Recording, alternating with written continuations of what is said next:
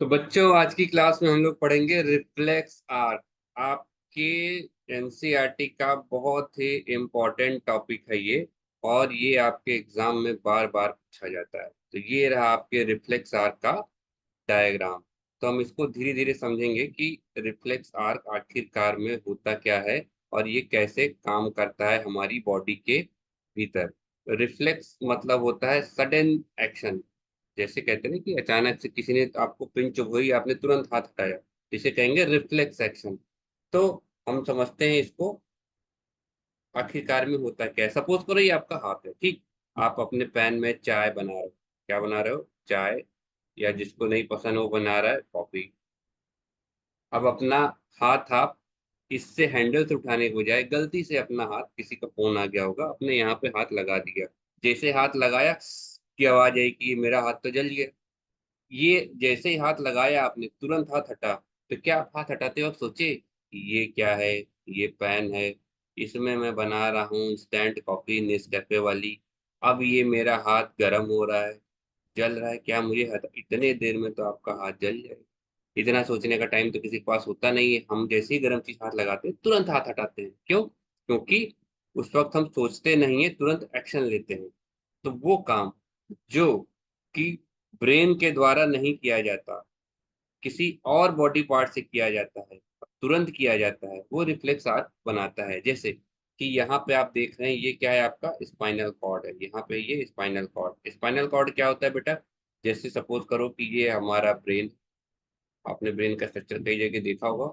और ब्रेन से एक धागा निकलता है नीचे की तरफ, जिसको कहते हैं हम, क्या कहते हैं? ये आपका हो गया ब्रेन, और ये हो गया आपका स्पाइनल कॉर्ड। ठीक है। तो यहाँ ब्रेन के नीचे से जो कॉर्ड निकला, थ्रेड निकला, इसको कहेंगे स्पाइनल कॉर्ड। और इसी स्पाइनल कॉर्ड के चारों ओर एक वर्टिब्रल कॉलम होती है, जिससे आप कहते हो ना, ये रीढ़ की हड्डी आपकी ऐसे ऐसे निकली होती है। यही रीढ़ की हड्डी आपकी इसको कवर की रहती है। क्यों? यही रीढ़ की हड्डी नीचे तक जाएगी और नीचे तक ये इसको कवर करती चली जाती है। तो आपका ये ब्रेन हो गया, ठीक।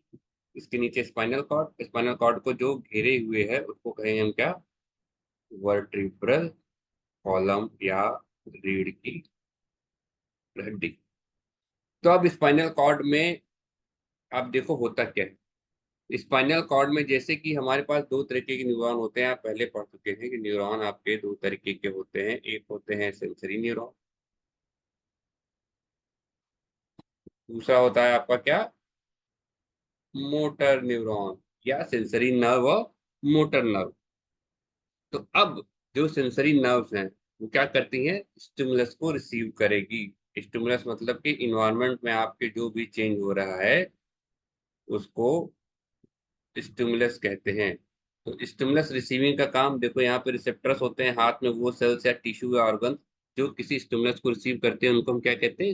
रिसेप्टर कहते हैं। आप पढ़ चुके हैं। तो रिसेप्टर क्या करेंगे? यहाँ से रिसेप्टर ने सिग्नल को रिसीव किया। अब ये सिग्नल जो है यहाँ पे आपके नर्व के थ्रू जाएगा, ये ऐसे जाएगा। सेंसरी न्यूरॉन जो नर्व सेंस करेगी उसको कहेंगे सेंसरी न्यूरॉन। ये स्टिमुलस जाएगा कि भैया तवा बहुत, ये पैन बहुत गर्म है। अब ये न्यूरॉन ऐसे जाएगा, ठीक। ये ऐसे जाएगा, यहाँ पे मान लो स्टिमुलस ऐसे जा रहा है, ऐसे जा रहा है। अब ये स्पाइनल कॉर्ड के अंदर गया। स्पाइनल कॉर्ड के अंदर गया तो सेंसरी न्यूरॉन है। सेंसरी न्यूरॉन से एक और न्यूरॉन कनेक्ट होता है, उसको कहते हैं रिले न्यूरॉन। इसको कहते हैं रिले करता है, ये ट्रांसमिट करता है। ये कहता है ठीक है भैया, तुम सेंसरी इन्फॉर्मेशन लेके आए, मैं इस इन्फॉर्मेशन को आगे ट्रांसमिट करता हूँ। किसको? मोटर न्यूरॉन को। ये है आपका, ये नेक्स्ट वाला जो है मोटर न्यूरॉन। यहाँ से जो निकला आपका ये हो गया ये मोटर न्यूरॉन। अब यहाँ से मोटर न्यूरॉन निकलेगा, ये देखो यहाँ से जा रहा है, ये मोटर न्यूरॉन आया। ये मोटर न्यूरॉन, यहाँ पे लिखा है ना मोटर न्यूरॉन, ये मोटर न्यूरॉन से सिग्नल आया और यहाँ ये मसल जो हाथ में आपके मसल्स है, जिसको आप लोग जिम जाके बनाते भी हो, इस मसल्स में सिग्नल आएगा। जैसे ही सिग्नल आएगा हाथ को तुम तुरंत हटाओगे। तब देखो यहाँ सबसे मेन बात क्या है कि यहाँ से सिग्नल गया, यहाँ पे सिग्नल गया, स्पाइनल कॉर्ड में आया। हाँ, कुछ नर्व्स यहाँ जुड़ी होती हैं जो ब्रेन को भी मैसेज लेके जाती हैं। ऐसा तो है नहीं कि आपको पता ही नहीं चलता कि आप दूसरी दुनिया में खोए हुए वो सिग्नल आया, हाथ हटाए चला गया, किसी ने बताया तुम हाथ क्यों उठाया, तुम करो पता नहीं हाथ हटाया कब उठाया भाई, पता नहीं। यानी कि ऐसा तो होता नहीं, हमें पता चलता है कि हाथ छुआ, गर्म था, पता चलता है बाप रे क्या हाथ हाथ जल गया मेरा, यानी दिमाग को मैसेज जा रहा है, लेकिन दिमाग उसमें एक्टिवली इन्वॉल्व नहीं है। इन्वॉल्व कौन है? Spinal cord. कौन कौन इन्वॉल्व है? तो आपकी स्पाइनल कॉर्ड इन्वॉल्व है। तो ये ऐसा एक्चुअली हुआ क्यों बेटा? हुआ इसलिए कि जो छोटे ऑर्गेनिजम्स होते हैं, जो छोटे ऑर्गेनिजम्स होते हैं वो भी इन्वायरमेंट में रहते हैं, उनके पास भी कई तरह की सेंस इन्फॉर्मेशन आती है, पर उनका ब्रेन लेस डेवलप। तो अगर वो अपने ब्रेन पे डिपेंडेंट करेंगे, ब्रेन पे डिपेंड रहेंगे, तो ब्रेन उनका डेवलप नहीं हुआ। वो बेचारे कोई स्टिमुलस आएगा, कोई हॉट स्टिमुलस आया, किसी गर्म चीज का स्टिमुलस आया, वो बेचारे जल के मर जाएंगे, उनको पता नहीं चलेगा। तो स्पाइनल कॉर्ड धीरे धीरे, स्पाइनल कॉर्ड ने ये काम अपने जिम्मे ले लिया कि जब तक भैया तुम्हारा ब्रेन डेवलप नहीं होता है तब तक हम जो है ये काम करेंगे। तो छोटे ऑर्गेनिजम्स में जो आपके लोअर ऑर्गेनिजम्स है, इन्वर्टिब्रेट्स हैं, उसमें स्पाइनल कॉर्ड या नर्व कॉर्ड होती है जो ये काम को करती है, उनको सुरक्षा देती है, बचाती है। लेकिन जैसे जैसे जैसे ब्रेन इन्वॉल्व होने लगा तो हमारी थिंकिंग प्रोसेस भी बढ़ने लगी, हम तक आते आते ब्रेन बहुत इन्वॉल्व हो गया। लेकिन बॉडी ने इस फंक्शन को, रिफ्लेक्स आर को अभी तक संभाल के रखा हुआ है, ताकि हम कोई सडन चेंज हो जाए, कोई अचानक से कोई घटना हो जाए तो उससे हम अपने आप को बचा सके, ब्रेन को ओवरलोड ना करें, सब काम ब्रेन को ना दे। ब्रेन वैसे ही ओवरलोडेड, उसके बाद 50 काम है, आपका डाइजेशन करना है, एक्सक्रीशन करना है, हार्ट बीट को देखना है, कॉन्शियस लेवल पे सोचना है, पढ़ाई करनी है, दुनिया भर का काम करना है। तो ये रिफ्लेक्स एक्शन वाला काम स्पाइनल कॉर्ड ने अपने पास रखा कि ठीक है, मैं ब्रेन को असिस्ट करती हूँ, क्योंकि थिंकिंग प्रोसेस में टाइम लगता है, थिंकिंग टाइम लेती है, वो भी डिपेंड करता है कितना तेज दिमाग। कोई गधा है तो पता है सोच ही रहा है वो, भैया ये फैन तो हम कभी देखे हैं, कौन से मिला से खरीदे थे, वो पता सोचने में ही चला गया। और जो तेज है वो तो समझेगा, लेकिन तब भी वो सोचेगा अरे ये क्या लग रहा है, पेन लग रहा है, कॉपी है, मुझे हाथ हटाना चाहिए, जब तक हटाए तब तक भी गर्म हो जाए। 3 सेकंड में आपकी स्किन जल जाती है। अगर आप किसी गर्म चीज से अपनी स्किन को टच करा रहे हैं और 3 सेकंड तक उसके कांटेक्ट में है तो आपकी स्किन जल जाएगी। यदि 2 सेकंड में तो नहीं जलेगी, 1 सेकंड में नहीं जलेगी, 3 सेकंड जैसे क्रॉस करेगा स्किन बंद कर जाएगी। 3 सेकंड का मुश्किल से काम होता है, अब ब्रेन तक इंफॉर्मेशन जाए, ब्रेन सोचे, ब्रेन एक्शन ले, झंझट कौन पाले। स्पाइनल कॉर्ड ने कहा कि हमको दो, हम तुरंत हटाएंगे, तुमको बचा लेंगे। तो ये आपका है रिफ्लेक्स आर्क। तो आपका अगर हम टेक्स्ट को देखें, टेक्स्ट भी आपका ये बताता है कि कैसे जो है रिफ्लेक्स आर्क के थ्रू हम इन काम को कर सकते हैं।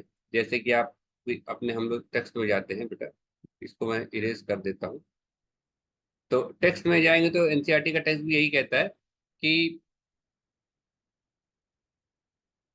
जो रिफ्लेक्स आर्क है वो इसलिए इन्वॉल्व हुआ क्योंकि बच्चों का, या सॉरी ऑर्गेनिजम्स का ब्रेन इन्वॉल्व, तुम्हारा ब्रेन भी तो पता नहीं इन्वॉल्व हुआ कि नहीं हुआ, तो लोगों का ब्रेन इवॉल्व हुआ है कि नहीं हुआ है, ऑर्गेनिजम्स का ब्रेन इवॉल्व हुआ है कि नहीं हुआ है। तो रिफ्लेक्स आर्क ने कहा कि ठीक है, इस सडन जो इवेंट हो रहे हैं इसके फंक्शन को मैं अपने पास रख लेती हूँ और हेल्प करती हूँ कि ऑर्गेनिज्म को किसी प्रकार की कोई दुर्घटनावश इंजरी या नुकसान न होने पाए। ठीक, आपका टेक्स्ट देखो बता रहा है यहाँ पे, यही बातें बता रहा है कि टेक्स्ट, अगर आप टेक्स्ट को अभी घर पे जाके पढ़ोगे तो आपको कायदे से पता चल जाएगा कि एनसीईआरटी क्या बोल रही है, what happens in reflex section. तो एनसीईआरटी ये बोल रही है कि जो हमारे ब्रेन, हमारा ब्रेन, ठीक है, क्या है हमारा, सपोज करो यहाँ पे हमारा ब्रेन, ब्रेन में क्या है, थिंकिंग टिश्यूज है।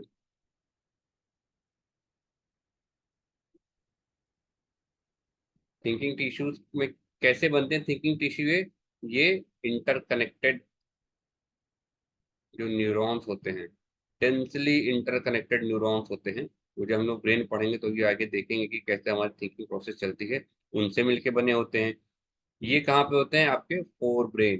फोर ब्रेन मतलब कि वो ब्रेन जो सामने होता है, यहाँ पे सामने वाला ब्रेन, जो फोर, जिसे कहते हैं माथा, जिसे कहते हैं अपनी, हम लोग कहते हैं कि खोपड़ी चलाओ, ये फोर ब्रेन, सामने वाला ब्रेन, ये फोर ब्रेन है। यहीं पे ढेर सारे न्यूरॉन, सोचने वाले न्यूरॉन होते हैं, वैसे न्यूरॉन पूरी बॉडी में होते हैं, पर जो सोचने वाले न्यूरॉन होते हैं यहाँ पे होते हैं, थिंकिंग टिश्यूज होते हैं। ये पूरी बॉडी में कनेक्टेड होते हैं, connected to overall body, overall body part से ये आपके कनेक्ट होते हैं, और ये रेगुलेट करते हैं कि हम जो सोचते हैं कि हाथ पैर चलाना है, कि चलना है, कि सोना है, कि क्या करना है, ये सारे काम ये करते हैं। तो दो तरीके से काम होता है ये, कि एक तो आपका होगा कि इनपुट न्यूरॉन आएगा, ओके, एक होता है आपका इनपुट न्यूरॉन और एक होता है आउटपुट न्यूरॉन। तो इनपुट न्यूरॉन में क्या होगा, आप लोग को सबको पता है इनपुट न्यूरॉन में मतलब क्या होगा कि सिग्नल जो है आपका जाएगा, इनपुट न्यूरॉन में सिग्नल या स्टिमुलस जाएगा। इनपुट आपने देखा होगा ना, इन और आउट, इन मतलब अंदर जाओ, आउट मतलब बाहर जाओ। तो इनपुट न्यूरॉन में क्या होता है कि सिग्नल अंदर जाता है, ओके। इनपुट न्यूरॉन में क्या होगा बेटा, सिग्नल अंदर जाएगा, और आउटपुट न्यूरॉन में क्या होगा, सिग्नल बाहर जाएगा। तो हम देख लेते हैं, इनपुट न्यूरॉन, इससे स्टिमुलस अंदर गया, फिर आउटपुट न्यूरॉन, इससे रिस्पॉन्स बाहर गया, और क्या हुआ, एक्शन ले लिया हमने, किसकी मदद से, रिफ्लेक्स आर की मदद से। तो ऑर्गेनिज्म हमने बताया कि लेस डेवलप ब्रेन और हाईली डेवलप ब्रेन का चक्कर था। अब इसके बाद हम लोग जो है देखते हैं कि रिफ्लेक्स आर्क और आपके इनवॉलेंट्री एक्शन में क्या डिफरेंस होता है। एक होता है वॉलेंट्री एक्शन और एक होता है आपका इनवॉलेंट्री एक्शन। वॉलेंट्री एक्शन होता है, एक्शन देखो बेसिकली बेटा तीन टाइप के, ठीक। अगर हम एक्शन की बात आई गई यहाँ पे तो हम बताते हैं एक्शन होता क्या है। एक्शन आपके तीन टाइप के होते हैं, एक होता है वॉलेंट्री,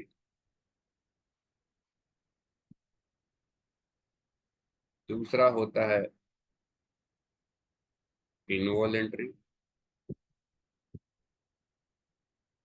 और इधर आ गया आपका रिफ्लेक्स आर्क से एक्शन। तो जो वॉलेंट्री एक्शन होता है, वॉलेंट्री एक्शन में क्या होता है कि आपके कंट्रोल में है। जैसे मैं कहूँ कि लिखो, आपने पेन उठाई और लिखना चालू कर दिया, मैंने कहा उसको डंडे से मारो, आपने डंडे से मारना चालू कर दिया, मैंने कहा गाना गाओ, तुरंत गाना गाना चालू कर दिया, वॉलेंट्री एक्शन। इनवॉलेंट्री एक्शन क्या होता है, आपने खाना खा लिया, खाना खाया वॉलंटरी एक्शन है, दावत गए उड़ाए, अब पेट डाइजेस्ट करना चालू करेगा। तुम खराटा बजा के सो रहे हो तो भी पेट अपना काम चालू रखेगा, तुम घोड़ा बेच के सो रहे हो तो भी हार्ट बीट करना चालू करेगा, तुम मीठे मीठे सपने देख रहे हो तो भी रेस्पिरेटरी सिस्टम चलता रहेगा, ठीक।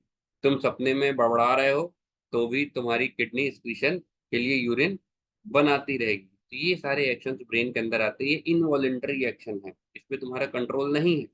लेकिन अभी तुम पढ़ रहे हो, मैं अचानक से तुम्हारे आंखों में टॉर्च जला दूं, अचानक से आपकी आंखों में टॉर्च जला दूं, तो क्या होगा, आप तुरंत आंख ब्लिंक कर लोगे। जैसे आपकी आंख में टॉर्च जलाऊंगा आप तुरंत आंख ब्लिंक कर लोगे। तो उससे क्या होगा बेटा कि ये आपके कंट्रोल में नहीं है, ये काम तुरंत हो जाता है, ओके। दूसरी बात, अगर मैं कहूँ कि आपके हाथ में पिन चुप होती तुरंत आप हाथ हटाओगे, जब तुरंत आप हाथ हटाओगे तो ये भी आपके कंट्रोल में नहीं है, आप तुरंत हटा रहे हो, ये रिफ्लेक्स आर्क हो गया। तो इनवॉलेंट्री एक्शंस वो होते हैं जो ब्रेन करता है लेकिन सोच के नहीं करता, और रिफ्लेक्स आर्क आपके स्पाइनल कॉर्ड से। इनवॉलेंट्री एक्शन भी आपके ब्रेन से होगा, या ब्रेन सब कॉन्शियस माइंड से होगा, ब्रेन में आपका जो होता है सब कॉन्शियस माइंड, उससे होगा, ओके। और रिफ्लेक्स आर्क आपका किससे बनेगा, स्पाइनल कॉर्ड से। उसी तरह अब हम कहें कि आपका रिफ्लेक्स आर्क और वॉकिंग में क्या डिफरेंस है, तो रिफ्लेक्स आर्क जो है क्या करेगा, वो आपके तेजी से जो चीजें तेजी से होती हैं, अचानक से होती हैं। तो आप जा रहे हो, बस से जा रहे हो, देखा क्या रे ये तो मेरी मैडम है, इनको मैं क्लास में देखता रहता था, पढ़ता कम था, मैं मैडम को देखता रहता, अचानक तुम कूद गए मैडम को देख के खुशी के मारे, तो वो तुम्हारा रिफ्लेक्स आर्क ने ये काम करवाया। लेकिन अगर तुम पढ़ाई कर रहे हो, सोच रहे हो, तो वो तुम्हारा वॉलंटरी एक्शन है। और डाइजेस्टिव सिस्टम अगर तुम्हारा क्या हो गया, इनवॉलेंट्री एक्शन हो गया। तो रिफ्लेक्स आर्क तुम्हारा स्पाइनल कॉर्ड से होता है। लेकिन वॉकिंग क्या हुआ, तुम सोचो, तुम बस से उतर गए, अब तुम सोचोगे जाए कि ना जाए, आगे चले कि ना चले, तुम वॉकिंग करते हुए जा रहे हो, तो ये इसका मतलब क्या हो गया, ये तुम्हारा वॉलंटरी एक्शन हो गया। तो वॉकिंग और रिफ्लेक्स आर्क में ये डिफरेंस होता है, ओके बेटा। फिर एक तुम्हारा क्वेश्चन आता है, एनसीईआरटी में ही क्वेश्चन है कि ब्रेन का क्या रोल है, ब्रेन का इसमें क्या रोल है, रिफ्लेक्स आर्क में। तो हम देखते हैं, गेस, आप लोग क्या गेस कर सकते हो ब्रेन का क्या रोल हो सकता है। चलो मैं बताता हूँ। ब्रेन का बेटा सीधा सीधा ये रोल होता है कि ब्रेन सोचने का काम करेगा, वॉलंटरी काम करेगा और इनवॉलंटरी काम करेगा। रिफ्लेक्स आर्क में देखो ब्रेन का कोई रोल नहीं होता, क्योंकि रिफ्लेक्स आर्क में किसका रोल है? रिफ्लेक्स आर्क में है आपका स्पाइनल कॉर्ड का। हाँ, ब्रेन समझता है चीजों को। स्पाइनल कॉर्ड ने जो एक्शन लिया, आपने काम किया, आपको किसी ने पिंच हुई, आपने हाथ उठाया, आपके ब्रेन को पता तो चला, मैसेज तो चला गया, लेकिन इस रिस्पॉन्स को जनरेट करने में ब्रेन का कोई रोल नहीं होता। रिस्पॉन्स पता चल गया ब्रेन को कि वहां किसी ने पिंच हुई थी, भैया ने अपना हाथ उठाया, वहां किसी ने दीदी की चिकोटी काटी थी, दीदी ने चाटा मारा, ये रिफ्लेक्स एक्शन हो गया। लेकिन ये ब्रेन के कंट्रोल में नहीं था, ये गुस्से में था, सडन था, ये सडन था। तो ये क्या हुआ, इसमें ब्रेन का रोल नहीं होता है। ओके, चलो अभी आगे देखते हैं। तो उम्मीद है ये आपको समझ में आ गया होगा। रिफ्लेक्स आर्क क्या होता है? सेंसरी न्यूरॉन से आपकी चीजें, स्टिमुलस गया अंदर, सेंसरी न्यूरॉन आया, सेंसरी न्यूरॉन ने आपके स्टिमुलस को भेजा किधर? सेंसरी न्यूरॉन ने आपके स्टिमुलस को भेजा स्पाइनल कॉर्ड की तरफ। स्पाइनल कॉर्ड से फिर रिले न्यूरॉन की तरफ आया, रिले न्यूरॉन से मोटर न्यूरॉन की तरफ आया, फिर इफेक्टर मसल की तरफ आया। और उसके बाद क्या हुआ कि उसके बाद क्या हुआ बताओ? उसके बाद इफेक्टर मसल में आया, इफेक्टर मसल में आया, इफेक्टर मसल ने एक्शन लिया। इफेक्टर मसल ने जब एक्शन लिया तो क्या हो गया? आपका हाथ तुरंत उठ गया। तो ये हो गया आपका रिफ्लेक्स हाथ, बहुत इंपॉर्टेंट है, इसे आप रिवाइज करो। ओके, देखो यहाँ पे है ना, तो यहाँ पे सेंसरी न्यूरॉन से मैसेज आया, रिले न्यूरॉन से यहाँ गया, फिर यहाँ पे गया, हाथ उठ गया, लेकिन मैसेज ब्रेन को जा रहा है। ब्रेन को मैसेज आता है, पता चलता है, पर ब्रेन इसमें एक्टिवली इन्वॉल्व नहीं होता। तो इस रिस्पॉन्स को जनरेट करने में ब्रेन का कोई रोल नहीं है। ओके, सो उम्मीद है कि ये आपको रिफ्लेक्स अच्छे से समझ में आया होगा। अगर अच्छे से समझ में आया है तो आप मुझे कमेंट बॉक्स में इस क्वेश्चन का आंसर लिख के दिखाओ कि स्टिमुलस क्या होता है, व्हाट इज स्टिमुलस। और दूसरे क्वेश्चन का आंसर लिख करके दिखाओ कि रिफ्लेक्स एक्शन किससे कंट्रोल होता है, ब्रेन से या स्पाइनल कॉर्ड से। उसके बाद नेक्स्ट वीडियो में हम किसी इंपॉर्टेंट टॉपिक फिर से डिस्कस करेंगे। तब तक के लिए बाय बाय।